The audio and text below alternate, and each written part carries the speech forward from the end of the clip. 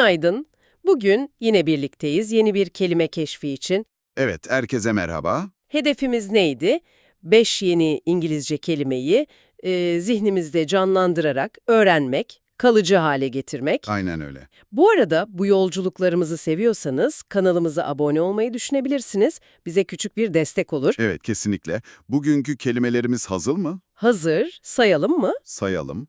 Abandon, Terk etmek, absence, yokluk, accident, kaza, till kadar, ve son olarak times. kere, defa. Tamam, 5 kelime. Peki şu zihin sarayı tekniği dedik, nasıl yapacağız? Şöyle, her kelime için küçük bir sahne kuracağız zihnimizde. Çok basit aslında. İlk kelime abandon, yani terk etmek. Evet, nasıl canlandıralım? Şöyle düşünün, tarihi bir hamamdasınız. Sıcak, buharlı bir ortam. Tamam. Bir arkadaşınız yanınıza geliyor ve pek de komik olmayan bir espri yapıyor. Mesela abandon gibi. Haha, anlamsız. Çok anlamsız, evet. Siz de biraz bozuluyorsunuz. Belki sinirleniyorsunuz ve onu orada öylece bırakıp gidiyorsunuz. Yani terk ediyorsunuz. Hı, İşte o abandon tepkisiyle gelen terk ediş size abandon kelimesini hatırlatacak. O anı yakalayın. anladım. O absürt an ve terk ediş, güzel. Peki ya absence, yokluk hissi? Onun için de Sirkeci Garı'nın o biraz hüzünlü atmosferini kullanalım mı? Olur, güzel fikir. Birini bekliyorsunuz peronda, trenler geliyor, gidiyor, kalabalık azalıyor. Ama beklediğiniz kişi yok. Hı hı, İşte o kişinin yokluğunu hissediyorsunuz. Derin bir yokluk hissi. Belki içinizden, ah be sensiz diyorsunuz. evet. O ah be sensizdeki his, absence kelimesinin anlamını, yani yokluk anlamını çağrıştıracak. Vay, bu da etkileyici oldu. Peki sıradaki kelimemiz accident, kaza yani. Bunun için Balat'a gidelim. O daracık, Arnavut kaldırımlı sokaklara. Tamam, Balat'tayız. Karşıdan aksi mi aksi bir sürücü geliyor. İnatçı, yol vermiyor. Evet. Ve ufak can sıkıcı bir kaza oluyor. Tampon tampona sürtüyor belki. İşte o aksi şoförün sebep olduğu olay. Evet, Size accident kelimesini, yani kazayı hatırlatacak o aksi suratı ve küçük kazayı bağdaştırın. tamamdır. Aksi sürücü, küçük kaza. Accident. Mantıklı. Peki ya till? Bu kadar anlamındaki kelime. Burada sahneye kurnaz bir tilki çıkıyor. Tilki mi? Evet, bir kümes düşünün. Tilkimiz de yakınlarda bir yerde pusuya yatmış. Ne bekliyor? Avlanmak için havanın kararmasını bekliyor. Akşam olana kadar, karanlık çökene kadar sabırla bekliyor. Anladım. İşte tilkinin o bekleyişi, yani bir zamana kadar beklemesi, til kelimesinin o kadar anlamını zihnimize yerleştirecek. Çok yaratıcı gerçekten. Güzel bağlantı.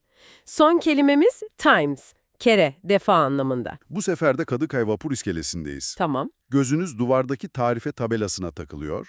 Bir vapurun kalkış saatleri yazıyor alt alta. Evet, olur ya hani 18:20, 18:40, 19:100. Aynen öyle.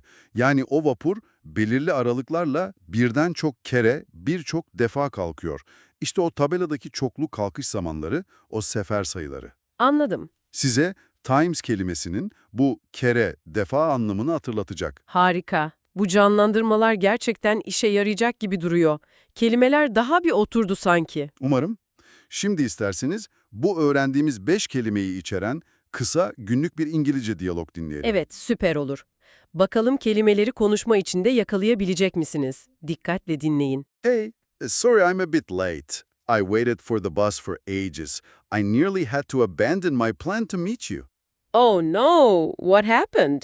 I was worried about your absence. I've been here till 3 o'clock. I checked the bus app 3 times. There was a small accident on the main road, near Balat, actually. Traffic was terrible. Ah, that explains it. I'm glad it wasn't serious and you're okay. Let's grab that coffee now. Evet, dinledik. Kısa ve öz bir konuşmaydı. Aynen. Şimdi bunu biraz açalım mı Türkçe olarak? Ne konuşuldu? Kelimeler nasıl geçti? Tabii, ilk konuşan bendim, geciktiğim için özür diledim. Dedim ki, otobüsü o kadar çok bekledim ki, seninle buluşma planımı neredeyse terk etmek, abandon zorunda kalacaktım. Ben de cevap verdim. Senin yokluğundan absence endişelendiğimi söyledim. Saat 3'e kadar till burada beklediğimi ve otobüs uygulamasını tam 3 kere times kontrol ettiğimi ekledim. Aynen. Sonra ben de gecikmenin sebebini açıkladım. Ana yolda, hatta Balat yakınlarında küçük bir kaza olmuş. Bu yüzden trafik felaketmiş. Ha, anlaşıldı dedim ben de. Önemli bir şey olmamasına ve iyi olmana sevindim. Hadi kahve içelim artık diye bitirdik. İşte böyle. Kelimelerin böyle doğal bir konuşma içinde kullanıldığını duymak, anlamlarını pekiştiriyor değil mi? Kesinlikle öyle. Şimdi hazırsanız kelimeleri ve özellikle telaffuzlarını daha iyi kavramak için aynı İngilizce diyaloğu bir kez daha dinleyelim. Evet, bu sefer kelimelerin geçtiği anlara daha çok odaklanabilirsiniz. Haydi bakalım. Hey, sorry I'm a bit late. I waited for the bus for ages. I nearly had to abandon my plan to meet you. Oh no, what happened? I was worried about your absence. I've been here till 3 o'clock. I checked the bus app 3 times. There was a small accident on the main road, near Balat actually. Traffic was terrible. Ah, that explains it. I'm glad it wasn't serious and you're okay. Let's grab that coffee now. İşte bu kadar. Bugünlük 5 kelimemizi zihin sarayı tekniğiyle incelemiş olduk. Umarız keyif almışsınızdır ve bu yöntem işinize yarar. Evet, umarız kelimeler artık zihninizde daha canlıdır.